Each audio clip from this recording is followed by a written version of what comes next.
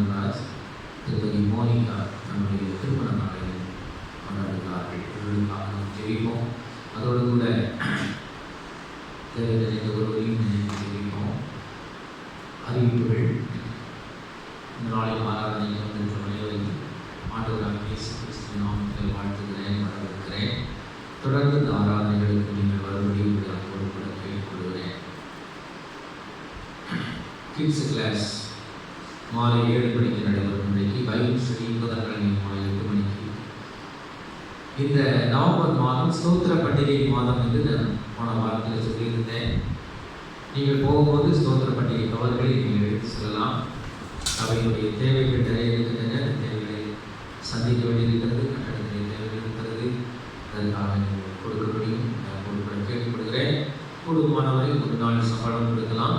உங்களுடைய தீர்மானம் அது முக்கியம். உங்களுடைய மன விருப்பமாக கொடுக்கும்படி கேட்கப்படுகிறேன். இதுபோல் ஆராதனை தொடர்ந்து நடைபெறும். 7:30 மணிக்கு ஒரு ஆராதனை, அதுபோல் 9 மணிக்கு ஒரு ஆராதனை என்று 2 ஆராதனை நடைபெறும். 10:30 மணிக்கு மேலே டீம்ஸ் வீட்டுக்கு ஒரு ஆராதனை நடைபெறும் என்று தெரிவித்துக் கொள்கிறேன். இந்த ஆராதனை காட்சித்துக் கொள்ளுங்கள். நாளில் உங்கள் ஆண்டவருடைய கிருபையில் மூலத்திலும் ஆராதனைகளில் ஆண்டவருடைய பிரசன்னங்கள் இருக்கும்படியாக தெரிவித்துக் கொள்ளுங்கள். இந்த ஆராதனையில் நீங்கள் கலந்துகளை அவரோடு வருகிறீர்கள். பாதுகாப்பாக வாருங்கள், பாதுகாப்பாக செய்யுங்கள். வெளியில் போகும்போது சானிடைசர் கை கழுவிட்டு போங்க. வீட்டுக்கு போன பிறகு உங்கள் கால்களை நல்லா சோப் போட்டு கழுவிடுங்க, கைகளை நல்லா சோப் போட்டு கழுவிடுங்க. அதுபோல் ஆவி பிடிங்க, நல்ல ஸ்டீம், ஹாட் ஸ்டீம் எடுத்துக்கங்க. அதுபோல் கார்மெண்ட் பண்ணுங்க. சமையலுக்கு ஆராதனை பண்ணிட்டு போகும்போதெல்லாம் நம்மை நாம் காத்துக்கொள்ள வேண்டும். ஆண்டவரும் நமக்கு உதவி செய்கிறார். ஆண்டவருக்கு இந்த காரியங்களெல்லாம் நம்ம ஆண்டவருக்கு கொடுக்கிறோம். சரி, நேசிக்கிறீர்கள் அன்பு சுவாமி. இந்த நாளில் உங்களுடைய சமூகத்தில் நாங்கள் வருகிறோம் சுவாமி. உங்களுடைய புத்தகெல்லாம் நீங்கள் எங்களை பரிசுப்படுத்துகிற கருவிப்படுத்துகிறது பிரசனங்களா ஆண்டவரே. இந்த நாளில் கூட நாங்கள் தியானிக்கிற சிந்திக்கிற வசனங்களை ஆசீர்வதித்தார். உங்களுடைய கிருபைக்கு பிரசனங்களோடு நாங்கள் ஜெயிக்கணும் சுவாமி. எங்களுடைய குற்றங்கள் எல்லாம் நீங்கள் எங்களை தூய்மைப்படுத்துங்க சுவாமி. எங்களை பரிசுப்படுத்துங்க. உங்களுடைய தெய்வம் உங்களுடைய தெய்வ கிருபை எங்களோடு கூட இருக்க வேண்டும் சொல்லி நாங்கள் ஜெபிக்கிறோம் சுவாமி. ஆண்டவரே, நாங்கள் குறைந்தவர்கள், ஆண்டவரே நாங்கள் குற்றமுள்ளவர்கள் சுவாமி. உங்களுடைய பரிசுத்த சமூகத்தில் வரக்கூடிய தகுதி கிடையாது. ஆண்டவரை எங்கள் தகுதிப்படுத்துகிறாங்க, தூய்மைப்படுத்துகிறாங்க, எங்களோடு கூட பேசுகிறாங்க. வருகிற வாரத்தில் தங்களை பிறந்த நாட்களை கொண்டாடுவதற்காக நாங்கள் ஜெபிக்கிறோம். உங்களுடைய கிருபை அவரோடு கூட கொடுத்து ஜெபிக்கிறோம். ஒருவரை எங்களுக்கு பார்க்க முடியுங்க. அவங்க தேவையெல்லாம் மட்டும் சந்திங்க.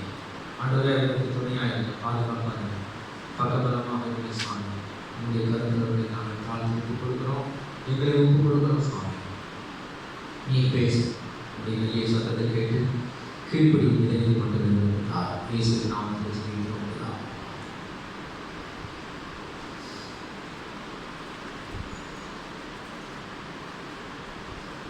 வாழ்க்கையில் அநேக விதமான ஏக்கங்கள் இருக்குது. முன்னால் இருக்க இருக்கிறது முன்னால் வரலாம். எப்படி முன்னால் வரலாம்.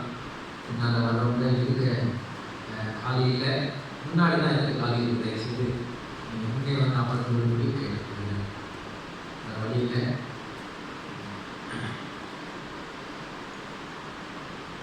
வாழ்க்கையில் பலவிதமான ஏக்கங்கள் இருக்கின்றன. ஒவ்வொருத்தருக்கும் ஒரு விதமான ஏக்கம் இருக்குது. சில பேருக்கு எப்படியாவது பணம் சம்பாதிக்கணும் அப்படின்னு இருக்கும். சில பேருக்கு எப்படியாவது ரிஷப் ஆகிடணும் அப்படின்ற ஏக்கம் இருக்கும். சில பேருக்கு அரசியலில் பெரிய ஆளாகணும், மந்திரி ஆகணும், முதலமைச்சர் ஆகணும் அப்படிலாம் எதிர்பார்ப்பு ஏக்கம் சில பேருக்கு இருக்கலாம். சமீப காலங்களில் எப்படியாவது டாக்டர் ஆகணும் அப்படின்னு சொல்லி சில பேர் நினைக்கிறாங்கல்ல. டாக்டர் ஆகணும், அதுக்காக நீட் எக்ஸாம் எழுதணும். நீட் எக்ஸாமில் ஜெயிக்க முடியல, அது அந்த பரீட்சையில் நம்ம ஜெயிக்க முடியலன்னு சொல்லி தற்கொலை பண்ணிக்கிறாங்க. ஆனால் வாழ்க்கை நோக்கமே அதுதான். எப்படியாவது டாக்டர் ஆகிடணும் அப்படின்னு நினைக்கிறாங்க. டாக்டர் ஆக முடியல அப்படின்னு அது ஒரு சூழ்நிலை வரும்போது தற்கொலை பண்ணி சொல்லிடுறாங்க. அதுபோல் கொடைக்கானலில் ஒரு இடம் வந்து ஒரு இடம் நீங்கள் போயிருந்தீங்கன்னா தெரியும். க்ரீன் வேல்யூஸ் பேர் அதுக்கு. அங்கே நான் 1 வருஷம் இருந்திருக்கேன். ஆனால் அது அப்படி சொன்னால் யாருக்கும் தெரியாது. சூசைட் பாயிண்ட்னு சொன்னால் தான் தெரியும். நீங்கள் போய் க்ரீன் வேல்யூஸ் போனோன்னா யாரும் தெரியாது, கற்றுக்கிட்டு முடிப்பாங்க. சூசைட் பாயிண்ட்னா உடனே தூக்கிட்டு வருவாங்க. ஏன்னா அந்த இடத்துல நிறையா காதல் ஜோடிகள் விழுது தற்கொலை செய்து கொள்கிறார். வாழ்க்கையில் இவ்வளோ தான் கட்டணும், இவ்வளோ தான் கட்டணும், இவ்வளோ தான் கல்யாணம் பண்ணணும், இல்லை தான் நான் செத்து போகணும் சொல்லி செத்து போகிறாங்க. வாழ்க்கையில் பல இயக்கங்கள் இருக்கிறது. இந்த இயக்கங்கள் எல்லாம் அநேக இயக்கங்கள் சரியாக இருக்கிறது இல்லை. இந்த இயக்கங்கள்னால நம்ம வாழ்க்கை ரொம்ப பாதிக்கப்படுது. வாழ்க்கையில் கவலைகள், பிரச்சனைகள், போராட்டங்கள், உறவுகளில் பிரச்சனை வந்துருக்கு, விரிசல் வந்துருக்கு. வாழ்க்கையெல்லாம் அப்படி ஏங்கியே வாழ்க்கை செத்து போகிறாங்க நிறைய பேர். வாழ்க்கையை வாழ தெரியாமல் என்ன செய்யறாங்கன்னா வாழ்க்கையில வேஸ்ட் பண்ணிடுறாங்க. எப்போ பாரு அது வேணும் இது வேணும் அப்படின்னு நினைச்சு பல காரியங்களை யோசிச்சு எனக்கு இது கிடைக்கல அது கிடைக்கலன்னு வாழ்க்கையே இப்படி வேஸ்ட் ஆகிடுது. ஏக்கத்திலேயே போயிடுது வாழ்க்கை. அப்படியே போகிறது வாழ்க்கை. நிறைய பேருடைய வாழ்க்கையில் இன்னைக்கு சந்தோஷம் இல்லை. நான் எதிர்பார்த்த இது வாங்க முடியல, எதிர்பார்த்த ப்ரொமோஷன் எனக்கு கிடைக்கல, நான் எதிர்பார்த்த அளவுக்கு எனக்கு பெரிய வீடு கிடைக்கல, நான் எதிர்பார்த்த கார் வாங்க முடியல, என்னென்னமோ வாழ்க்கையில் நிறைய ஏக்கங்கள் இருக்கலாம். ஆனால் அவையெல்லாம் ஏக்கங்கள் நமக்கு உலகத்தில் வந்து அதை நம்ம கஷ்டப்படுத்தணும், நம்ம வாழ்க்கையை கஷ்டப்படுத்தணும், நம்ம எண்ணங்களை கஷ்டப்படுத்தணும், நமக்கு சந்தோஷமா வாழ முடியாமல் செஞ்சிடும். வாழ்க்கையெல்லாம் பாழா போயிடும். நீங்க வாழ்க்கை பார்த்தீங்கன்னா வாழ்க்கை முடிக்கும் போது என்ன பண்ணோம், வாழ்க்கையில் என்னத்தை கண்டோம், ஒன்றும் காணல, ஏக்கத்திலேயே வாழ்ந்து ஏக்கத்திலேயே செத்துக்குவோம். அப்படியே இருக்குது. ஆணுடைய பிள்ளைகள் அப்படியே இருக்குது இல்லை. தேவனுடைய பிள்ளைகள் வித்தியாசமானது. தேவனுடைய பிள்ளைகளுக்கு வித்தியாசமான ஏக்கங்கள் இருக்கு. வாஞ்சை அப்படிங்கிற வேதத்தில் வாசிக்கிறோம். ஆனால் ஆங்கில வேதாமத்தில் நம்ம வாசி பார்க்கும்போது அது வாஞ்சை இந்த வார்த்தை வெவ்வேறு இடத்துல வேறு விதமாக பயன்படுத்தப்பட்டிருக்கிறது. டிவோஷன் ஒரு இடத்துல பயன்படுத்தப்படும். ஐ எம் டிவோட்டட் அப்படின்னு வருது, ஐ லவ் தம் அப்படின்னு வருது, ஐ எம் லாங்கிங் அப்படின்னு வருது. இப்படி பல வார்த்தைகள் வருது. இட்ஸ் மை டிசைர் வருது, இட்ஸ் மை ஹார்ட்ஸ் ஏர்னிங் அப்படின்னு வருது. என்னுடைய இதயத்தினுடைய ஏக்கம் துடிப்பு அப்படின்னு வருது. அப்படி தேவ பிள்ளைகளுக்கு என்ன இருக்கணும் அப்படின்றத நம்ம வேதத்தில் நம்ம கற்றுக்கொள்வோமா? உலகத்தில் எவ்வளோ நாளுக்கு போகிறோம், எந்த ஒரு 70 வருஷம் 90 வருஷம் வாழ்க்கையை சந்தோஷமாக வாழ்வாங்க. யார் சந்தோஷமாக வாழ முடியும் தெரியுமா, அனுபவிச்சு வாழ முடியும் தெரியுமா? அவனுடைய பிள்ளைங்க தான். ஏன்னா அவனுடைய ஏக்கம் எல்லாம் சரியான பாதையில் இருக்கு, அவனுடைய எதிர்பார்ப்பு சரியான பாதையில் இருக்கு, அவனுடைய ஆசைகள் எல்லாம் சரியான பாதையில் இருக்கிறதுனால நிறைவான வாழ்க்கை வாழ்ந்து நிறைவாக ஆண்டவரை சமூகத்துக்கு போறாங்க. உலகத்திலையும் நிறைவாக வாழ்றாங்க, மறிக்கும் போது சந்தோஷமா மறிக்கிறாங்க. ஆண்டவருடைய பிள்ளைகளுக்கு கொடுக்கப்படுகிற கிருபை அதை நம்ம பயன்படுத்தணும். என்னென்ன இயக்கங்கள்னு சொல்லி பார்ப்போமா? தேவ பிள்ளைகள் இருக்கிற இயக்கம், இருக்க வேண்டிய இயக்கம். சங்கீதம் 34 யாராவது சங்கீதம் 34 என் ஆத்துமா கர்த்தருடைய ஆலய பிரகாரங்களின் மேல் வாஞ்சையும் கவனமுமாய் இருக்கிறது. என் ஆத்துமா கர்த்தருடைய பிரகாரங்கள், இந்த பிரசன்ஸ் ஆஃப் தி லார்ட், தேவ சமூகத்தில் இருப்பது தான் எனக்கு வாஞ்சை. ஞாயிற்றுக்கிழமை ஒரு நாள் கோயிலுக்கு போயிட்டு வீட்டில் சும்மா உட்காந்துருக்கிறது, ஆண்டவரோடு கூட இசைந்திருக்கிறது, இணைந்திருக்கிறது, தேவ சமூகத்தில் காத்திருக்கிறது, தேவ சமூகத்தில் அவரோடு கூட நாட்களை நேரத்தை செலவழிக்கிறது மாதிரி ஒரு இன்பம் மகிழ்ச்சி அது எதுவுமே இல்லை. அதுதான் ஏக்கம். இன்னும் தாவீது சங்கீதம் 136 சொல்றாரு, எப்போ முடியும் அப்படின்னு சொல்லி இந்த ஜாமக்காரங்க பார்த்துட்டு நம்ம அந்த இஸ்ரேல் தேசத்துல அந்த நாட்களில் அந்த ஜாமக்காரங்க கோட்டையில வந்து பார்த்துட்டு இருப்பாங்க. யாரும் எதிராளி வந்துடக்கூடாது, ஒரு நிமிஷம் கூட அசந்து தூங்கிடக்கூடாது. அவங்க எப்போ முடியும் பார்ப்பாங்க, முடிஞ்சா டியூட்டி முடிக்கணும். அவங்கள விட அதிகமா எப்போ முடியும், நானும் ஸ்கூலுக்கு போவேன், அவருடைய சமூகத்தில் காத்திருப்பேன் அப்படின்னு சொல்றாரு. சங்கீதம் 5:3 சொல்றாரு பாருங்க, நான் காலையில ஆயத்தமாகி சமூகத்தில், அதிகாலையில் நான் ஆயத்தமாகி தேவ சமூகத்தில் ஆட்கள் அது ஏற்க ஆட்கள் அந்த ஏக்கத்தோட தான் படுக்கிறாரு, அந்த ஏக்கத்தோட தான் இருக்கிறேன். நான் எந்த ஏக்கத்தோட படுக்கிறேன் சொல்லுங்க? எப்படிப்பட்ட ஏக்கத்தோட, எப்படிப்பட்ட எண்ணத்தோட நான் படுக்கிறேன், எப்படிப்பட்ட ஏக்கத்தோட எண்ணத்தோட எடுத்துக்காரன் அறியல. சங்கீதம் 27:4 அடுத்த சொல்றாரு. சங்கீதம் 27:4 இந்த வசனங்கள்லாம் நான் நேரம் இல்லாதனால நான் வாசிக்க சொல்ல குறிச்சு வச்சிருக்கேன். வீட்டில் போய் வாசிப்பாரு. கர்த்தருடைய ஆலயத்தில் நான் ஆராய்ச்சி செய்து அவருடைய ஆலயத்தில் தங்கியிருப்பதை ஒன்றை நான் கேட்டேன். வாழ்க்கையில் ஒன்றே ஒன்று தான் நான் கேட்கிறேன். பாருங்க, வேற ஒன்று நான் கேட்கலைங்க. தாவீது சொல்றாரு, ஒன்றே ஒன்று தான் கேட்கிறேன். ஆண்டவர் சமூகத்தில் அவருடைய ஆலயத்தில் உட்கார்ந்து ஆராய்ச்சி செய்யறது மட்டும் எனக்கு விருந்துச்சு. ஆண்டவர் சமூகத்தில் அதுதான் தாவீதுடைய ஏக்கம். நமக்கு அப்படி கேட்கக்கூடாது. ஜெபம்ன்றதுலாம் ஜெபம் பண்ணுறோமா?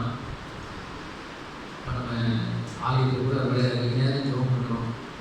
உண்மையில ஏக்கத்தோட ஜெபம் பண்ணுறோமா? இல்லை என்னமோ சரி எப்போ முடியும்னு சொல்லி நினைச்சு உட்காந்துருக்கோமா? வீட்டில் எவ்வளோ நேரம் ஆண்டோடைய சமூகத்தில் காண்பிருக்கோம் யோசிச்சு பாருங்க.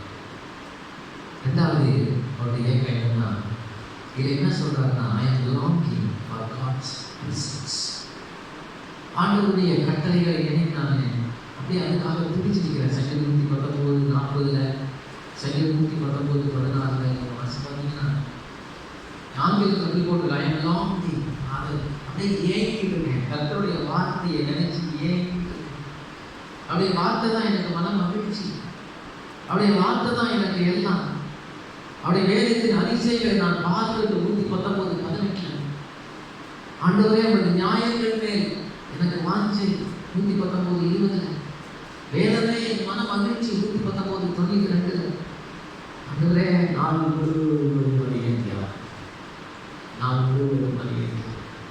119:35 119:35 வாசகம் 119:35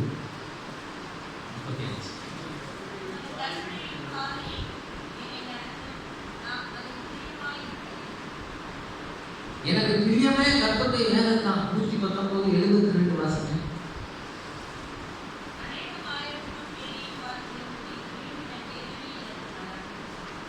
பொண்ணு வெள்ளி உலகமே நீங்க அதுதானே சுற்றுது. உலகத்துல சுற்றி சுற்றி நிமிஷம் திறந்து பாருங்க. அரசியல்வாதிகள் இருந்து எல்லாமே அதுதான் அடையலாம். ஒன்று சேர்க்கறதுலையும் மனதை சேர்க்கறதுலையும் வாழ்க்கையே அப்படிதான் போகுது. அரசியல்வாதிகள் நம்ம ஆட்களுக்கு தான் அடையலாம். நம்ம மேலே இருக்கிற குற்றச்சாட்டு, சபை தலைவர்கள் மேலே இருக்கிற குற்றச்சாட்டு, கோர்ட்டு கேஸ், ஒன்று வெள்ளி உலகத்தில் எல்லா ஐஸ்வர்யத்தை பார்த்தீங்க. உங்களுடைய வேலை தான் வெரி நமக்கு தெரியும். அதுதான் வாழ்க்கை, அதுதான் விருப்பம். ஆண்டவர் சமூகத்தில் அப்படியே ஒரு வேதத்தை தியானிச்சுட்டே இருக்கிறது நாள் முழுவதும் பதினெட்டுனான். இன்னைக்கு நான் வேதத்தை எந்த அளவு வச்சிருக்கேன்? நாங்கள்லாம் பயிர் சர்ச்சுக்கு வராங்க பாஸ்டர். டெய்லி காலையில் ஒரு வசனத்தை நாங்கள் கேலண்டரில் காட்டணும்ல. எந்த அளவுக்கு ஆர்வத்தோடு கூட வேதத்தை தியானிக்கிறோம், எந்த அளவுக்கு ஆர்வத்தோடு கூட வேத வசனத்தை தியானிக்கிறோம். அப்போ சில 17:11 அந்த பெரிய சபையை வந்து வேத வசனத்தை அவங்க வந்து என்ன செய்யறாங்கன்னா தெரியல, வாஞ்சையாய் ஆராய்ச்சி செய்து நற்குல சாலைகளாய் மாறி போனாங்க. ரொம்ப விருப்பமா வாசித்தாங்க. அப்படியே விருப்பமா வாசித்தாங்க.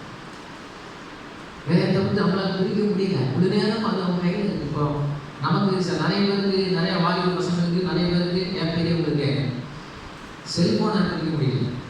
செல்போன் கையுமான வாழ்க்கையே இப்போ உலகமே அப்படி மாறி போச்சு. குழந்தைகள் எல்லாம் கூட அப்படி மாறிட்டாங்க. இல்லை வாழ்க்கை அப்படியே இருக்கு. செல்போன் கையில் நான் வாழ்க்கை இருக்குதோ யோசிக்கணும். ஒருவேளை செல்போனில் பைபிள் இருக்கு, அதுக்காக யூஸ் பண்ணலாம். வேதம் அதுதான் வடஇந்தியாவில், சைனாவில் வேதம் வாசிக்க முடியல. அவங்களுக்கு வேதம் ரொம்ப காஸ்ட்லி வேலை. ஒரு மனுஷனை அவங்க நிறைய உபத்திரவம் பண்ணுறாங்க. ஆண்டோட பிள்ளைகள் அதில் ஒரு தேவ பிள்ளை அடிச்சு உடைக்கிறாங்க. பைபிள் தீட்ட கொடுக்குறாங்க, அவங்களுக்கு கொடுக்குறாங்க, குடுக்கி கிழிச்சு போடுறாங்க. என்ன பண்ணுறாங்க தெரியுமா? கிழிஞ்சு போன பைபிள் இல்லை, அந்த கிழிஞ்சு போன பக்கங்களால் எடுத்து இதுக்கெல்லாம் முடிச்சு. அந்த அந்த கிழித்து போன பக்கங்களெல்லாம் எடுத்து கிழிச்சு வச்சுருக்கோம். இன்னும் கொடுமை என்னன்னா, இதோட கொடுமை என்னன்னா, மனித கழிவுகளை துடைப்பதற்கு பயன்படுத்தலாம். அதை துடைச்சி வாஷ் பண்ணி அதை பயன்படுத்தலாம். நமக்கு அது உண்மை. எப்படி ஆகியும் இந்த வேதத்தை சிறைச்சாலையில ஜெயில அவங்கெல்லாம் போன பிறகு எடுத்து வாசிக்கிறாங்க. பைபிள் கிடைக்குமா கிடைக்குமா கிடைக்கும், அதை வாசிக்க எனக்கு நேரம் கிடைக்குமான்னு எதிர்பார்க்கிறாங்க. ஒரு பிராமண பெண்ணு ஆண்டவரை ஏற்றுக்கொண்ட கல்லூரி மாணவி, வீட்டுக்கு தெரியாம ஆண்டவரை இல்லை, அவன் வந்து பாத்ரூம்ல போய் தான் பைபிள் வாசிப்பான். வீட்டில் பாத்ரூம்ல பைபிள் முடிச்சு வச்சிருந்தார். அவங்க வீட்டில் ஒரு சந்தேகம் வந்துருச்சு, ரொம்ப நேரம் பாத்ரூம்ல உட்காந்துருக்காரு, என்ன விஷயம் அப்படின்னு. அப்புறம் தேடி பார்த்ததுல பாத்ரூம்ல ஓட்டுக்குள்ள இந்திய ஏற்பாட்டை முடிச்சு வச்சிருக்கா. கண்டுபிடிச்சிட்டா. அடி சரியான அதை பற்றி கவலைப்படவே இல்லை. நீ தங்கச்சி அடி வாங்கிட்டு அந்த பைபிளை வாசிக்கிட்டா. நீ அடிச்சாலும் வரைச்சாலும் அந்த பைபிள் எனக்கு புரியும்னு சொன்னார். அந்த அளவுக்கு தங்கச்சி இந்த வேதம் உனக்கு பிரியமா இருக்கா? பிரியர்களே, அந்த அளவுக்கு இன்னைக்கு ரொம்ப சுதந்திரமா வேதத்தை வாசிக்கிறோமே. நம்ம வீட்டில் அந்த மாதிரிலாம் பிரச்சனை இல்லையே. பிரியமானவர்களே, பிரியமானவர்களே, இந்த வேதம் என் மன மகிழ்ச்சியாக இருக்கிறதா? அதனுடைய வாஞ்சையாக இருக்கிறதா? யோசிப்பார், யோசிப்பார். அடுத்ததாக 1 நாளாகமம் 29 வாசிக்கிறேன்.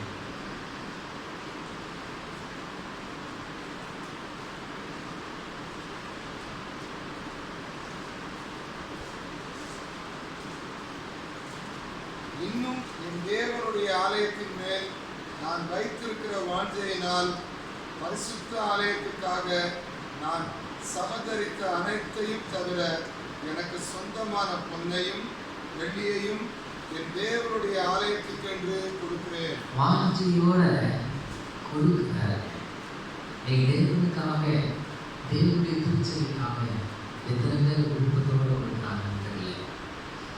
கேல்குலேட் பண்ணி தான் கொடுக்குறோம். இல்லை, நிறைய பேருக்கு தான் கொடுக்குறோம், அளவு தான் கொடுக்குறோம். மனப்பூர்வமாக கொடுக்குறோமான்னு தெரியல. இல்லை, தசம பாகங்கிற வேர்டு வரக்கூடாது. எனக்கு தெரிஞ்சு அவர்கள் சந்தாங்கிற வேர்டு வரக்கூடாது. மன விருப்பம் காணிக்க நீங்கள் நினைக்கிறது உற்சாகமாக கொடுக்கணும், மனம் வந்து கொடுக்கணும், சந்தோஷமாக கொடுக்கணும். நீங்கள் ஆண்டவரை நேசிக்கிறதா இருந்தால் அவர் மேலே வாஞ்ச இருக்குன்னா நீங்கள் அப்படி கொடுப்பீங்க.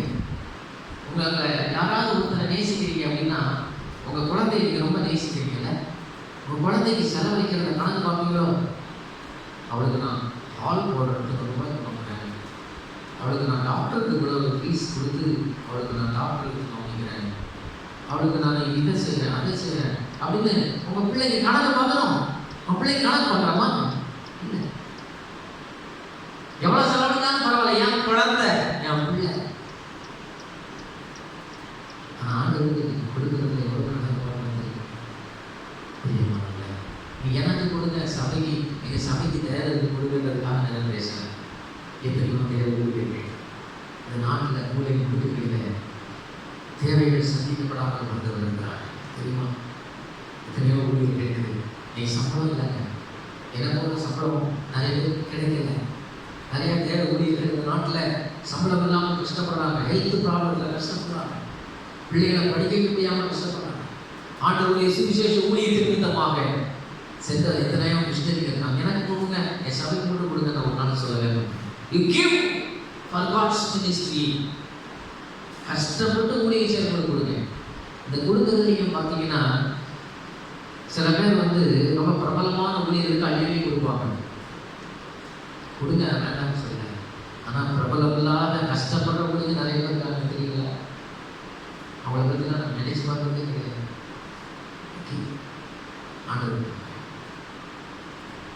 இந்த ஜனங்க எப்படி கொடுத்தாங்க தெரியுமா? 1:4-29 மனப்பூர்வமாய் கொடுத்ததுனால சந்தோஷப்பட்டாங்க. தேவன் ஜெயிச்சு அவங்க மனப்பூர்வமாக காணிக்க கொடுத்ததுனால சந்தோஷப்பட்டாங்க. அப்படி காணி கொடுக்க அவங்களுக்கு சந்தோஷம், ரிஜாய்ஸ். ஐயோ கொடுத்துட்டேன், ஐயோ நிறைய கொடுத்துக்கோ, நல்லா கொடுக்குறோன்னு.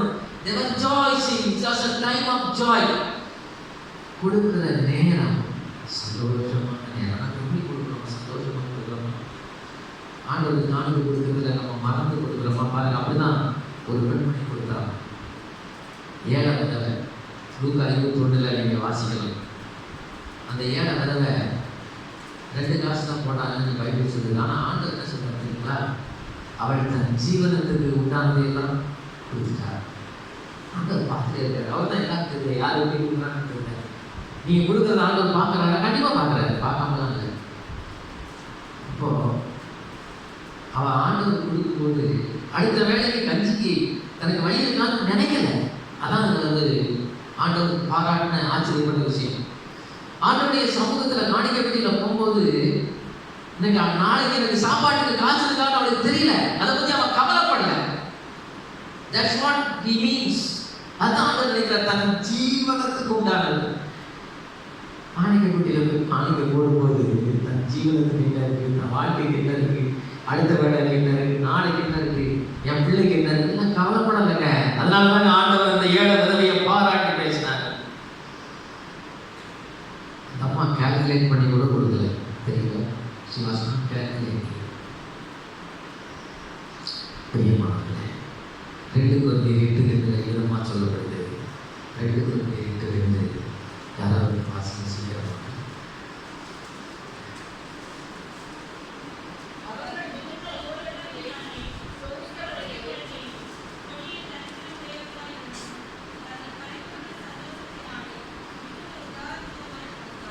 கொடிய தரித்திரம் உடையவர்கள். நிறைய பேர் நினைப்பாங்க பணக்காரங்க நிறைய பேர் இருந்தால் நிறைய வருமானம். அப்படிலாம் கிடையாது. பணக்காரங்க வச்சுலாம் ஆண்டவர் கோரிக்கை செய்யவே கிடையாது. அது ஏழைகளை வச்சு தான் அவங்க தேவையை சந்திக்கிறார். ஏன் இஸ்ரேல் நாட்டில் பணக்காரங்க இல்லை, பிரபுக்கள் இல்லை, சாரிபாத்ன்ற ஊரில் அடுத்த வேலை சாப்பாட்டுக்கு ஒரு வேலைக்கு தான் சாப்பாடு வச்சுருந்தார். அந்த விதவை வீட்டுக்கான எளியா வளர்ந்துனாரு. நானும் என் பிள்ளையும் அடுத்த வேலைக்கு கொஞ்சம் மாவு வச்சுருக்கோம், கொஞ்சம் எண்ணெய் வச்சுருக்கோம், அதுக்கப்புறம் நானும் என் பிள்ளைக்கு சாப்பிட்டு செத்துக்க போகிறோம். அப்படித்தானே வச்சு அந்த பிள்ளை அந்த ஏழை விதவை சொன்னாங்க. ஆண்டவர் அங்கே தான் இருந்தார்.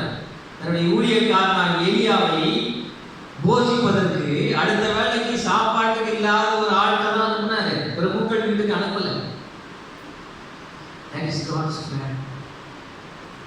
அநேக ஆண்டுகளுக்கு முன்பாக நான் வாலிபனாக போது கேள்விப்பட்ட ஒரு விஷயம். நண்பர் செஞ்சவர்களுடைய ஊழியத்தை பார்த்து கொக்கோ கோலா கம்பெனிக்கார காசு கொடுக்குறான்னு சொன்னாங்க. லேக்ஸ் கணக்கில், க்ரோர்ஸ் கணக்கில், டாலர் கணக்கில் கொடுக்குறான்னு சொன்னாங்க. அப்போது அதில் சில முக்கியமான நல்ல தேவ ஊழியர்கள் வேண்டாம், இந்திய பணத்தை வச்சு இந்தியர்களால் தான் அந்த ஊழியத்தை செய்வோம்னு சொன்னாங்க. அது எவ்வளோ பெரிய தீர்மானம் வரா? அப்போ உங்களுக்கு எங்கே பணம் கிடைக்கும் போது இவ்வளவு லட்சக்கணக்கான பணம் உங்களுக்கு எங்கே வரப்போகுது அப்படின்னு சொல்லி சில பேர் பேசினாங்க அந்த கமிட்டியில் கூட. அவன் இவ்வளோ காசு தரேன்றான், வாங்கிட வேண்டியதுதானே அப்படின்னு. இல்லை, ஏழைகள் பணத்தை வச்சு தான் அந்த ஊழியர்கள் நீங்கள் நடக்குத லட்சக்கணக்கில் இந்த கோடி கணக்கில் வருது. It's not ministry. ஆண்டவர் கொடிய தரித்திரமாக இருந்தாலும் நம்மை கொண்டு தான் அவருடைய ஊழியத்தை செய்ய நினைக்கிறார். நம்மிடத்தில் உள்ளதை பகிர்ந்து நினைக்கிறார். நீங்கள் நினைக்காதீங்க எனக்கு பெரிய வருமானம் இல்லை, எனக்கு சூழ்நிலை சரியில்லை, நல்லது இல்லை. இங்கேயும் இப்போ நம்ம குறைஞ்ச விஷயத்தில் ஆண்டவருக்கு எவ்வளோ அதிகமாக கொடுக்க முடியும் கொடுத்து பார்ப்போமே. அநேக உதாரணங்கள் சொன்னாங்க. நேரம் சீக்கிரமாக சொல்கிறேன். எனக்கு தெரிஞ்ச நண்பர், அவருடைய வாழ்க்கைனா பெரிய பெரிய பசுதான்கள் சொல்கிறோம். அவங்க வாழும் சில மனிதர்கள், என்னோட பழகினவர்கள், இன்னும் பழகி இருக்கிறவங்க நண்பர். அவர் ரொம்ப கஷ்டப்பட்டு தான் வாழ்ந்தார். ரொம்ப கஷ்டமான ஜீவனம். கணவன் மனைவி சின்னதாக ஒரு சின்ன வீட்டில் பதாமல் வாழ்ந்துட்டு இருக்காங்க. ஆனால் ஆண்டவருக்காக நிறைய அங்கேயே கொடுப்பாங்க. ஆண்டவர் ரொம்ப நேசிக்கிறாங்க. நான் ஒரு குறிப்பிட்ட ஊரில் நான் ஊழியர் செய்யும்போது அந்த ஊரில் நான் ஊழியர் செய்கிறத பார்த்து சபை நல்லா வளர்ந்துச்சு. அதை பார்த்து பொறாமப்பட்டு எந்த சபை சொல்கிற ஒரு சபை ஆரம்பித்தாங்க, போட்டிக்கு ஆரம்பித்தாங்க. ஆனால் அந்த சபைக்கு யாரும் போகல. அந்த பாஸ்டருக்கு சம்பளம் இல்லை. அப்போ இந்த குறிப்பிட்ட அந்த ஏழையாக இருந்தாங்க, சாதாரண மனுஷனாக இருந்தார். அவர்கிட்ட போய் உங்கள் பாஸ்டருக்கு சம்பளம் கொடுக்குறீங்க, உங்கள் சபையெல்லாம் பார்க்குறீங்க, எங்கள் பாஸ்டருக்கு சம்பளமே இல்லைங்க, தயவுசெய்து அவருக்கு கொஞ்சம் கொடுங்க. அவர் சொன்னார், என்கிட்ட அவங்க என்கிட்ட கேட்குறாங்க, நான் கொடுத்தாங்க. பரவாயில்ல கொடுங்க. யார் அப்படி எல்லா ஊழியக்காரங்களுக்கும் கொடுக்குற ஒரு நல்ல கஷ்டப்பட்ட ஒரு பொருள். நீங்கள் அவர் அப்படி கஷ்டப்படுறாரு. இது ஒரு பெரிய நிலை கொடுத்தாரு. நல்ல ஊழியர் இருப்பதாக உயர்த்திட்டாரு. பெரிய ஆண்டவர்கிட்ட நிறைய செய்கிறார். இன்றைக்கும் அவர் ஆண்டவருக்கு நிறைய கொடுத்தாரு. இன்றைக்கி பார்த்தீங்கன்னா மாதம் முதல் வாரத்தில் அவங்க வீட்டில் கிராம ஊழியர்களாக குடிஞ்சிருப்பான். அந்த பிரதர் வீட்டுக்கு போனால் கண்டிப்பாக எங்கள் சர்ச்சுக்கு ஏதாவது கொடுப்பாரு. எங்கள் சர்ச்சுக்கு மைக் வாங்கி கொடுப்பாரு, எங்கள் சர்ச்சுக்கு ஆர்மனி வாங்கி கொடுப்பாரு, எங்கள் சர்ச்சுக்கு கிட்டார் வாங்கி கொடுப்பாரு, எங்கள் ஊழியத்துக்கு ஏதாவது கொடுப்பாருன்னு நம்பிக்கையோடு இன்றைக்கும் போயிட்டு இருக்காங்க அவர் வீட்டுக்கு. இடையில அவருடைய வேலை கொஞ்சம் தொழிலெல்லாம் அடிபட்டு போச்சு, உங்களுக்கு தெரியும். சமீப காலங்களில் தொழிலெல்லாம் அடிபட்டு அப்போ கவலைப்பட்டார். என்ன கவலைப்பட்டாருன்னா, தொழில் அடிபட்டு போச்சுன்னு கவலைப்படலை. இப்போ சிக்கனமாக தான் வாழ்வாங்க. நிறைய பணம் வந்தாலும் ஒரு சின்ன விஷயம் வாங்குறது கூட ரொம்ப யோசிப்பாங்க. அவங்களுக்காக வாங்குறது. ஆனால் ஆண்டவர் கல்வி கொடுப்பாங்க, ஆயிரக்கணக்கில் கொடுப்பாங்க. ரொம்ப கவலைப்பட்டு என்கிட்ட சொன்னார், ஊழியத்தை கொடுக்கறது முடியாமல் போதேன். அவர் அதுதான் கவலை, ஊழியத்தை கொடுக்கறது முடியாமல் போதேன். அவர் மகன் இப்போ கொடுக்க ஆரம்பிச்சான். அதனால் ரொம்ப சந்தோஷம், பரவாயில்ல. அது ரொம்ப நிறைவாக திருப்தி. தொழில் ஒன்றும் பெருசாக திருப்தி ஆகலை, ஆனால் ரொம்ப சந்தோஷமா இருக்காரு. என்ன சந்தோஷம் தெரியுமா? அப்பா, என் மகன் நான் கொடுக்க முடியாத கொடுத்துட்டான். இப்போ ஊழியருக்கு நான் கொடுக்குற காணிக்கை எல்லாம் ஒன்றும் குறைவில்லாமல் போயிட்டு இருக்கு பாஸ்டர். காணிக்கை அதுதான் எனக்கு சந்தோஷமே. ஏற்கனவே அதுதான் எதிர்பார்க்கலாம். பிரியமானவர்களே, நாம் எப்படி கொடுக்குறோம்? எப்படி கொடுக்குறோம்? தன் ஜீவன் அதையெல்லாம் அவள் கொடுக்குறோம். அதுதான் நிறைய சொல்லலாம். தேவ ஊழியர்களுக்கு நம்ம கொடுக்கணும், சபைக்கு கொடுக்கணும். நாமும் நிறைய கிருஷ்ணர்களை நம்ம தாங்கணும், இன்னும் நிறைய கிருஷ்ணர்களை நம்ம தாங்கணும்னு ஆசைப்படுறோம். ஊழியர்களை தாங்கணும்னு ஆசைப்படுறோம். கிராம ஆலைகளை உருவாக்கணும்னு ஆசைப்படுறோம். நமக்கு கொடுக்கறது ஒரு புறம் இருக்கட்டும், மற்றவர்களுக்கும் நீங்கள் கொடுக்கணும். நல்ல ஊழியர் செய்கிறவங்களா பார்த்து கொடுக்கணும். ஆண்டவர் அறியாத இடங்களில் ஊழியர் செய்கிற ஊழியர்களுக்கு கொடுக்கணும். அதனுடைய அடுத்தபடியாக வந்து கேட்கணும். நான் பிலிப்பியர் 4:1, பிலிப்பியர் 4:8 என்ன வாசிக்கிறோம் அப்படின்னு சொன்னால், நீங்கள் தான் என்னுடைய வாஞ்சை, நீங்கள் தான் என்னுடைய வாஞ்சை. மக்கள் தான். பவுல் சொல்றாரு, என்னோட வாஞ்சை, மை டிவோஷன், மை லைஃப், என்னோட அர்ப்பணிப்பெல்லாம் மக்களுக்காக இருக்கும். இன்னைக்கு நிறைய பேர் வித்தியாசமா இருக்காங்க. ப்ரோக்ராம் ஓரியன்டட், மணி ஓரியன்டட், நிறைய விஷயங்கள் இருக்கு. உலகமே அப்படிதான் இருக்குது. இன்னைக்கு அரசியல்வாதிகளாக இருக்கட்டும், ஆளுநர்களாக இருக்கட்டும், அவங்களுக்கெல்லாம் ஏழை எளியர்களை பற்றி, மக்களை பற்றிலாம் தரிசனம் கிடையாது. மக்கள் வந்து ஓட்டு போடுறதுக்கு ஒரு கல்வி, அவ்வளோதான். பதவிக்கு வர்றதுக்கு ஓட்டு போடுறதுக்கு ஒரு கல்வி. ஓட்டு போடுற நாளில் பார்த்து நடிகர் 5000 2000 வீட்டுக்கு பட்டுவாடா பண்ணாங்க, ஓட்டு போட்டுருவாங்க. அவ்வளோதான் பண்ணி வச்சு. ஏழை எளியர்களை பற்றியெல்லாம் அவங்களுக்கு கட்டணம் கிடையாது, கவனம் கிடையாது. ஆனால் ஆண்டவர்கள் மக்களை பற்றி. எனவே நம்முடைய ஏக்கம் கவலை மக்களை சுற்றித்தான் இருக்கணும். நம்மை சுற்றி எத்தனை பேர் இருக்காங்க, எவ்வளவு தேவையோடு இருக்காங்க, எவ்வளவு கஷ்டத்தோடு இருக்காங்க, எவ்வளவு பலவீனத்தோடு இருக்காங்க, எவ்வளவு எதிர்பார்ப்போடு இருக்காங்க, அன்புக்காக, அரவணைப்புக்காக ஏங்கிக் கொண்டிருக்கிறார்களே. தெரியுமா உங்களுக்கு? எத்தனை பேர் இருக்காங்க தெரியுமா? நீங்க அன்பு காட்டுறவங்க தெரிஞ்சா உங்கள்கிட்ட வந்து குவிஞ்சிருவாங்க. நீங்க அன்பு காட்டுறவங்க தெரிஞ்சா உங்கள்கிட்ட வந்து குவிஞ்சிருவாங்க. ஜனங்கள் குவிஞ்சிருவாங்க. கடந்த வாரத்தில் கூட ஒரு தம்பி, ஒரு சின்ன பையன், இந்து பையன், அப்பா ரொம்ப பிடிக்கிறாரு, அப்பாக்காக ப்ரேயர் பண்ணுன்னு சொல்லிட்டு நான் கொடுத்த சாக்லேட்டை எவ்வளோ வாங்குற ஒரு இஷ்டம். அவன் ஜோமனா பண்ணான், முழங்கால் போட்டான், ஜோம் போடுவோம்னு முழங்கால் போட்டான், தண்ணியோடு தூக்கிட்டு போனான். சின்ன வயசுல நம்மளுடைய மனசு என்ன பாதிப்பு தெரியுமா? ஐயோ, எங்கள் அப்பா குடிக்கிறாரு, எங்கள் வீட்டில் சந்தோஷம் இல்லையே, எங்கள் வீட்டில் நிம்மதி இல்லையே, எங்கள் அம்மாவை அடிக்கிறாரு. சின்ன பையன். நம்மை சுற்றி இருக்கிற மக்கள், அவர்களை குறித்து கரிசனை, கவலை இருக்க வேண்டும். அதுதான் நம்முடைய வாழ்க்கையிலே வாஞ்சையான சகோதரர்களே. டிஎல் மூடியுடைய வாழ்க்கையில் ஒரு தவறு நடைபெற்றது. இப்போ நல்லா தேவைப்பில்லை. ஒரு நாள் அவசரமாக ஒரு இடத்துல செய்தி கொடுக்கறதுக்காக போயிட்டு இருந்தார். நேரம் ஆயிடுச்சு. அந்த சமயத்தில் ஒரு மனுஷன் அவர்கிட்ட பேசணும் அப்படின்னு நினைச்சான். அப்புறம் நேரம் ஆனதுனால அவர்கிட்ட பேசுறேன். அப்புறம் ராத்திரி அவருக்கு தூக்கம் வந்துருச்சு. ரொம்ப களைப்பா இருக்கு. காலையில் போய் அந்த பையனை, அந்த ஆளை பார்த்து பேசிக்கிட்டு நினைச்சிட்டாரு. அடுத்த நாள் காலையில் அந்த மனிதன் செத்து போனான், தற்கொலைக்கு பண்ணி கொண்டார். ஆண்டவர் பிரச்சனை மூடி, நீ அந்த பிரசங்கத்துக்கு லேட்டாக போயிடலாம் தெரியுமா? அந்த பிரசங்கத்துக்கு நீ லேட்டாக போயிருக்கலாம், இன்னும் தப்பு இல்லை. ஆனால் அந்த மனிதன் ஒரு வாய்ப்பு நீ கொடுக்க தவறிட்ட. அந்த மனிதனுக்கு ஒரு 10 நிமிஷம் நீ செலவழிச்சிருக்கா, அவன் ஆத்மாவை காப்பாற்றிக்கலாமா அப்படின்னு சொல்லும்போது இயல் முடி நிறைந்தோடு அழுதா. நம்ம எத்தனை பேரும் மிஸ் பண்ணிருக்கோம். ஒருத்தர் மிஸ் பண்ணதுக்கே டிஎல் கூட எவ்வளோ கஷ்டப்பட்டார், எவ்வளோ வேதனைப்பட்டார். நம்ம சுற்றி இருக்கிற மக்கள் எத்தனையோ பேர் வராங்க, நம்மளெல்லாம் எத்தனை பேர் மிஸ் பண்ணுறது தெரியுமா? நிறைய பேர் மிஸ் பண்ணிட்டோம். நம்ம சுற்றி இருக்கிற ஏராளமான நம்ம சின்ன பிள்ளைங்க, பெரியவங்க. It's an opportunity. We have to grab the opportunity. நம்ம சபைகளில், நம்ம சங்கங்களில், நம்ம கமிட்டிகளில், நம்ம பெரிய இடங்களில் அதை பற்றிலாம் கவலைப்படுறதே கிடையாது. நம்ம நினைக்கிறது தான் செய்யணும். What about the poor children? ஏழை குழந்தைகளை பற்றி நமக்கு என்ன அக்கறை இருக்கு? திக்கற்றவர்கள், அனாதைகளை குறித்து அக்கறை இருக்கு. ஆண்டவரை அறியாத குறித்து அக்கறை இருக்கு இல்லையே. ஒரு நாள் ஆண்டவருடைய சமூகத்தில் நிற்கும் போது அவளெல்லாம் நீ இழந்துட்டப்பான்னு ஆண்டவர் சொல்றாரு தெரியுமா? அவளெல்லாம் இழந்துட்டேன்னு சொல்றாரு. ஆண்டவருடைய பிள்ளைகளுக்கு தேவ பிள்ளைகள் தான் முக்கியம்.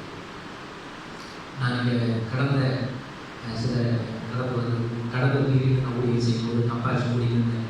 நான் ஈடுபட்டு ஒரு சின்ன குழந்தை 6ஆம் படிக்கிற குழந்தை சொன்னா, எங்கள் அப்பா அம்மா என்னை நேசிக்கிறதே இல்லை. எங்கள் வீட்டில் அன்பே கிடையாது. எங்கள் அப்பா வந்து உலகம் கல்யாணம் பண்ணிட்டார் போல என் கையை பிடிச்சிட்டே பண்ணான். பாஸ்டர் நம்ம கையை பிடிச்சிட்டே பண்ணான். அதில் அவ்வளோ சந்தோஷம். என் கையை விடவே மாட்டான். எங்கே போனாலும் திவ்யான ஒரு பேர் என்ன தெரியுமா? அவள் ஆண்டவரை யூஸ் பண்ணார். பிரியமானவர்களே, we should be people oriented. மக்களை மையப்படுத்தி தான் வாழ்க்கை இருக்குது. நான் எனக்காக வாழ்க்கை கிடையாது. நான் சொகுசா வாழ்றதுக்காக இந்த வாழ்க்கை நான் வாழக்கூடாது. அப்படி வாழ்றது இல்லை. We live for people, we live for others. Church exists for others. எனக்காக சபை இல்லை. நீ சபையில் நிறைய காரியங்கள் எப்படி நடக்குது தெரியுமா? எனக்காக, என் குடும்பத்துக்காக, எங்க சபைக்காக, அவ்வளவுதான். வெளியில உள்ள குடும்பத்துல நாங்கள் அக்கறையே பட மாட்டோம். இன்னைக்கு திருச்சபையில் அப்படின்னா விட்டுட்டோம். இன்னைக்கு வந்து வெளியில உள்ளவங்கள டிபிஎஸ் கூட கூட முடியல தெரியுமா? இன்னைக்கு நம்மளுக்கு திறந்த வாசல் எல்லாம் அடைத்து போய்விட்டது. திறந்த வாசல் இல்லை. வெளியில போய் ஊழியம் செய்ய முடியல. அப்படி வாய்ப்பு கிடைக்கிற போது நம்ம செய்யல. ஒரு நான் செய்யாதவனா இருந்து விட்டேன். நீங்கள் ஒருவேளை செய்யாமல் இருந்திருக்கலாம். அடுத்தே நம்ம இனிமேல் கொஞ்ச நாள் வாய்ப்பு கொடுங்க. மக்கள் தான் என்னுடைய வாஞ்சை. அவர் சொல்றாரு, எப்போ இந்த ஆத்மா ஆண்டவரை நோக்கி போகும், ஆண்டவரை போகணும்னு ஆசைப்படுறேன். கொஞ்ச நாள் உலகத்தில் வாழணும். எதுக்கு வாழணும்னா உங்களுக்கு.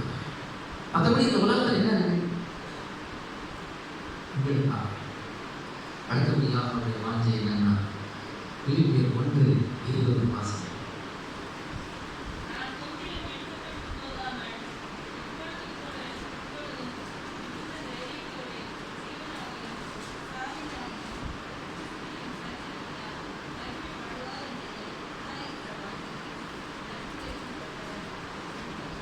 என்னோட வாஞ்சை என்னன்னா, சாவினாலும் அல்லது நான் வாழ்ந்ததுனாலும் இந்த சரீரத்தினால, இந்த சரீரத்தில் இருக்கிற அவயவங்கள்னால கிறிஸ்து மகிமைப்பட வேண்டும். ஏகமே அல்ல.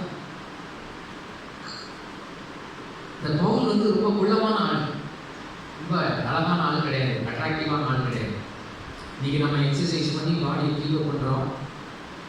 நல்ல திடகாத்திரமான பாடி வேணும்னு ஆசைப்படுறோம், நல்லது. அழகாக இருக்கணும்னு ஆசைப்படுறோம், நல்லது. அழகாக இருக்கு தப்பு இல்லை.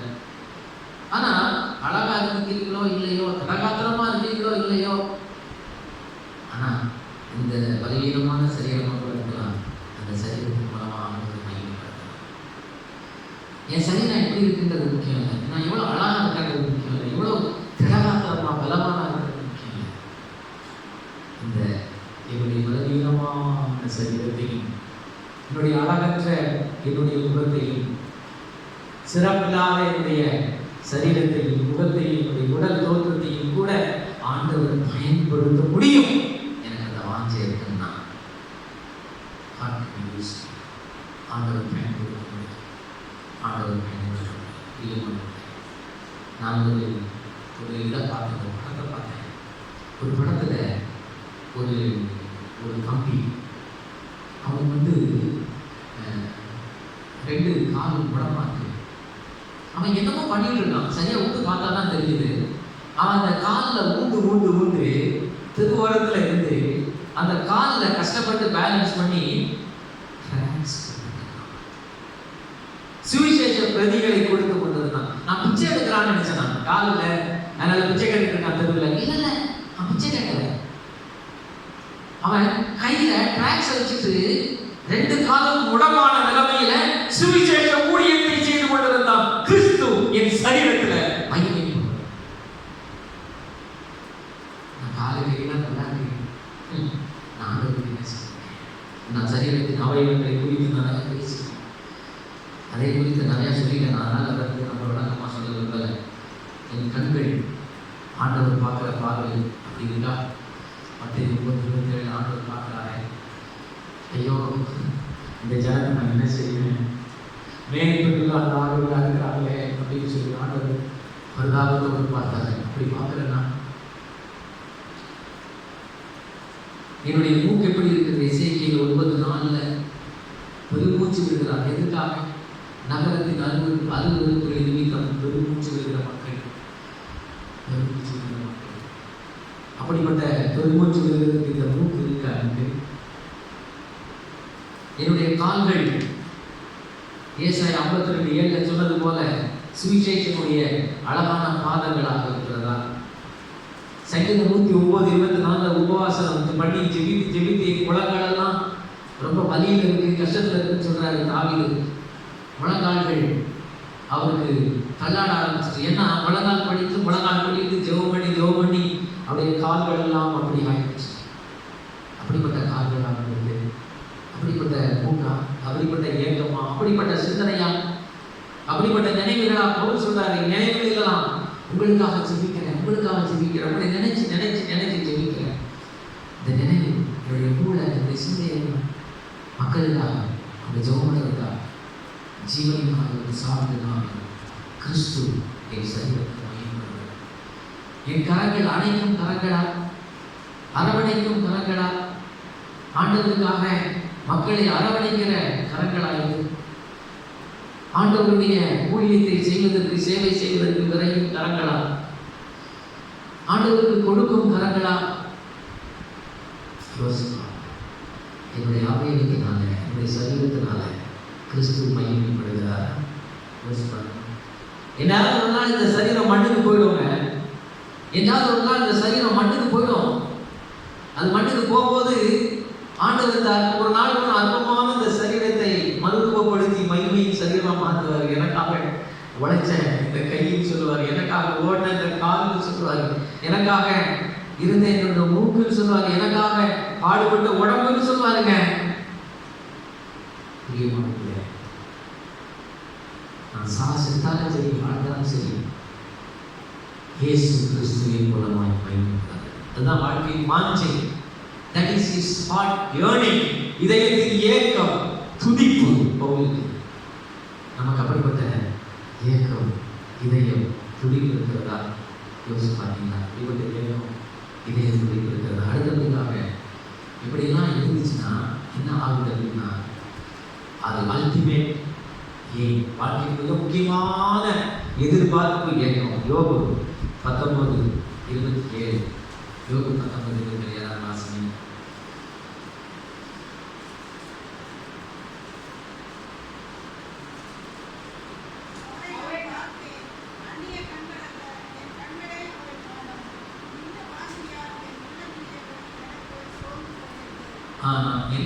I am longing. எப்போ என் ஆண்டவரை பார்ப்பேன், இந்த சொந்த கண்ணால நான் அவரை பார்ப்பேங்க, அந்த நாளை எதிர்பார்த்து காத்திருக்கிறேன். தேவர்களே, இதுதான் வாஞ்சியா இருக்கு, இதுதான் விருப்பமா இருக்கு. இப்படியே வாழ்நாள்லாம் ஓடி போயிடும். இப்படி ஜபத்துல ஆண்டவருடைய வசனத்தை தியானிக்கிறது இல்லை, மக்களை நேசிக்கிறது இல்லை, மக்களை கவனிக்கிறது இல்லை, மக்களுக்காக ஜெபிக்கிறது இல்லை, மக்களுக்காக வாழ்றது இல்லை, ஆண்டவருக்கு கொடுக்கறது இல்லை, ஆண்டவரை நேசிக்கிறது இல்லை, ஜெபிக்கிறது இல்லை, ஊழியத்தில் அப்படி நாளெல்லாம் போன பிறகு உலகத்துல இருக்கிற கவலை எல்லாம் எனக்கு தெரியாது. அன்னை தெரசா அம்மையாட்ட கேட்டாங்கன்னா, நீங்க கவலைப்பட்டதுண்டா? கவலைப்பட்டதே கிடையாது. அப்படின்னா என்னன்னு எனக்கு தெரியும். ஏங்க அப்படின்னு கேட்டாங்க. கவலைன்னா உங்களுக்கு தெரியாதுன்றீங்களே. நான் என்ன பத்தி நினைக்கிறது எல்லாருமே இருந்ததில்லை. I had no time to think about it. என்னை பத்தி நினைக்கிறதுக்கு எனக்கு நேரமே இருந்ததில்லைங்க. அதனால கவலைன்னா என்னன்னே தெரியாது. நம்ம வாழ்நாளெல்லாம் எவ்வளோ கவலை, எவ்வளோ ஏக்கம். ஏன்னா நம்ம புத்தியை யோசிச்சுருக்கோம். என் பிள்ளை, என் குடும்பம், என் வாழ்க்கை, என்னோட பணம், என்னோட நகை, என்னோட சொத்து, இதுலயே வாழ்க்கையெல்லாம் வந்து ஏக்கத்துல போயிடுது. அதனால நம்ம கவலையும் ஜாஸ்தி ஆகிடுது.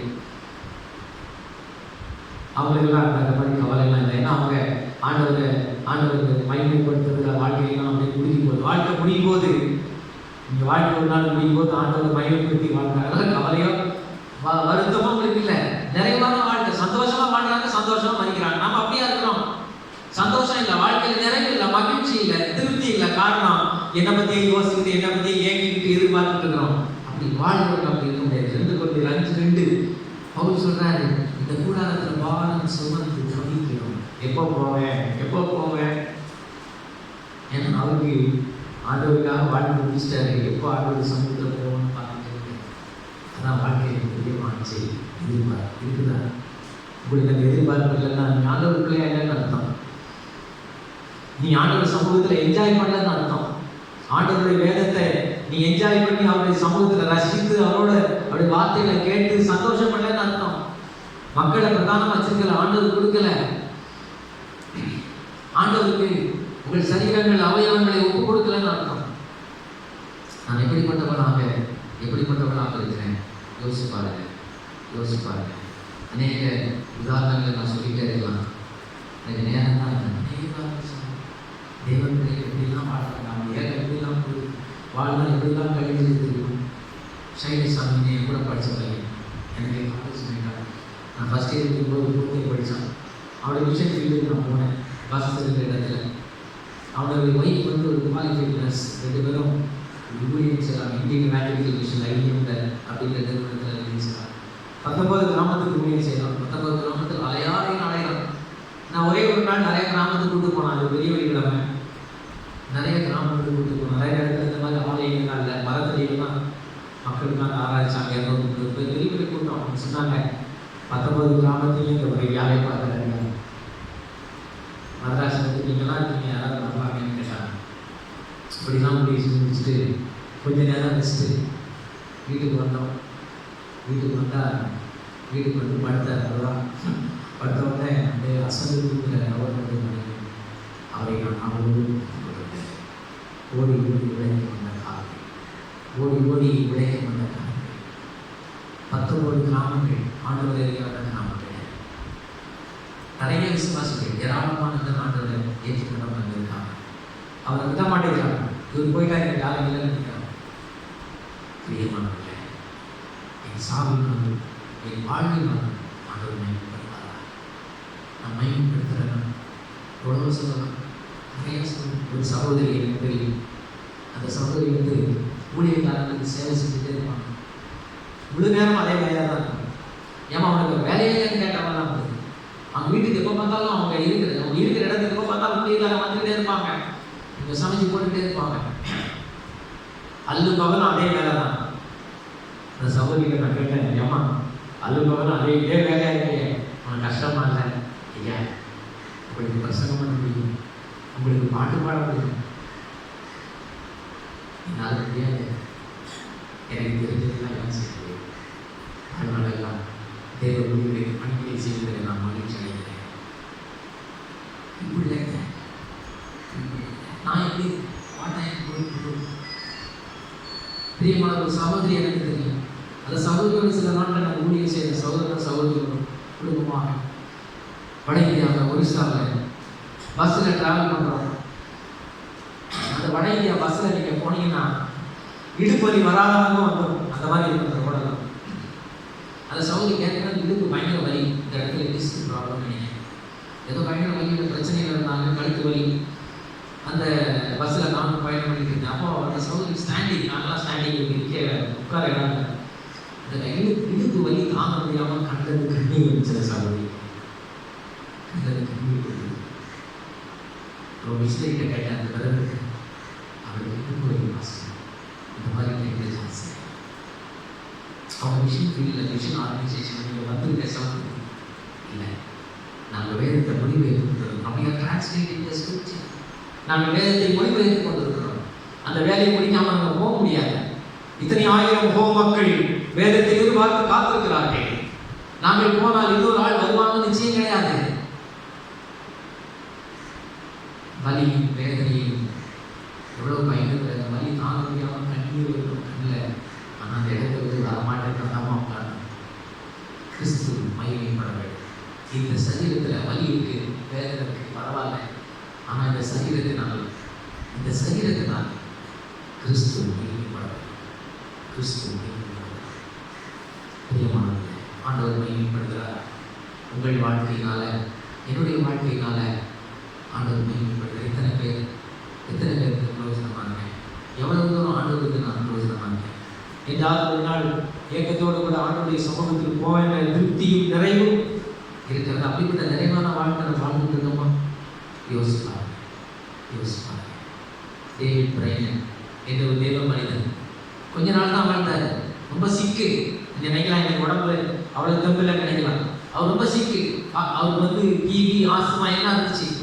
ஆனால் அவர் செவ்வந்தியர் காடுகளில் ஊழியம் செய்யணும்னு அழைப்பு வந்த உடனே போனார். டாக்டர் சொன்னார், ஏப்பா நீ பயங்கர வியாதிக்கான, சும்மாவே உனக்கு இருமல் வரும், சும்மாவே உனக்கு சளி பிடிச்சி வீசிங் வந்து மூச்சு தடல் வரும், நீ எதுக்குடா போற உயிர் இயேசுக்கு ஊழியம் செய்யணும் அப்படின்னு போனார். கொஞ்ச நாள் தான் ஊழியம் செஞ்சார். ஆனால் நிறைய பேர் ஆதாயப்படுத்தினார்.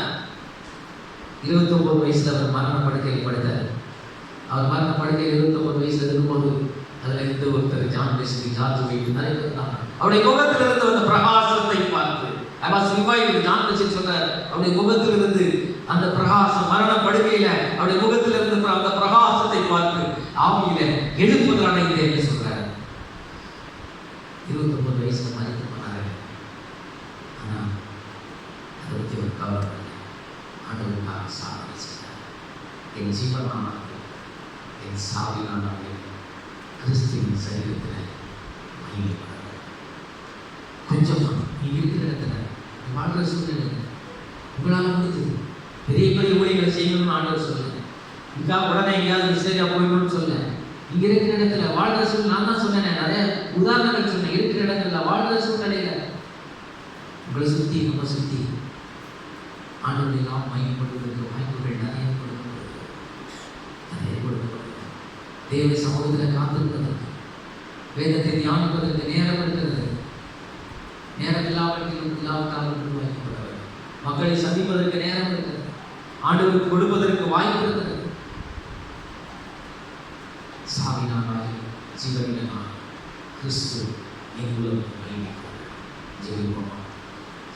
ஆண்டவருடைய சமூகத்தில் நம்மை காத்து பிரியமானவர்களே, ஆண்டவர் நம்மிடத்தில் எதிர்பார்க்கிறது. நான் ஏன் ஏக்கத்தோட எதிர்பார்ப்போட உலகத்தில் நிறைவேறாத நிறைய ஆசைகளோட வாழ்க்கை வீணானது. சந்தோஷம் இல்லாமல் வாழ்ந்த வாழ்க்கையை கெடுக்கணும்.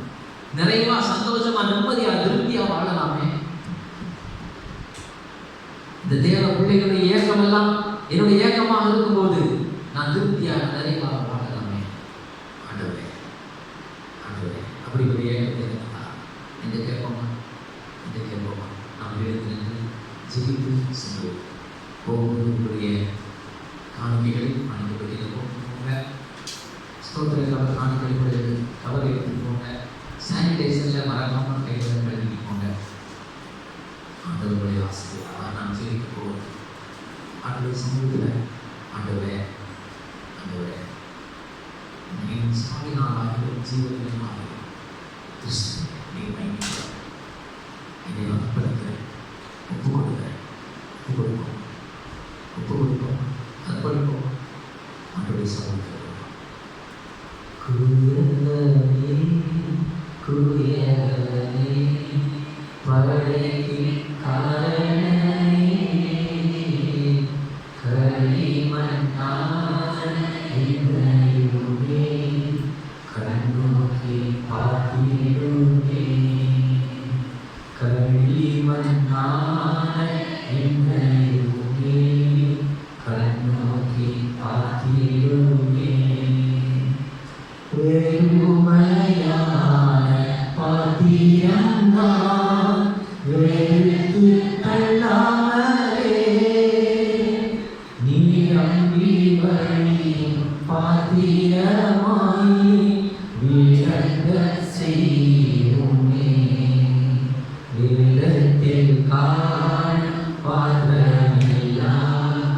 Yes. இயேசுவை போற்றிடுவே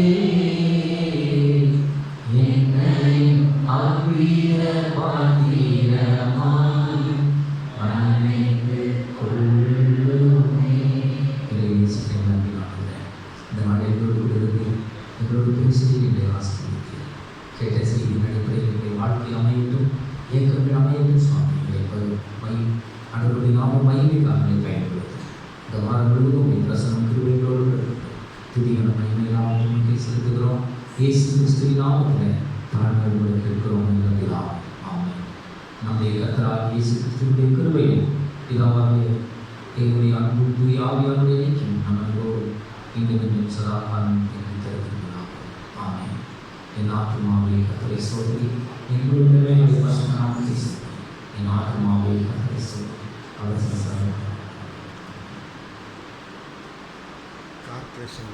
அவர் ஒரு 2 நிமிடம் இருந்து போகக்கூடிய கேட்டுக்கொள்கிறேன். கார்பரேஷன்லேருந்து சில அறிவுரைகள், சில காரியங்களை நம்ம சொல்வதற்காக கார்பரேஷன் ஊழியர்கள் வந்திருக்கிறாங்க. ஒரு 2 நிமிடம் இருந்து போகக்கூடிய அமர்வுபடி அவங்களோடு கேட்டுக்கிறேன். அமர்ந்து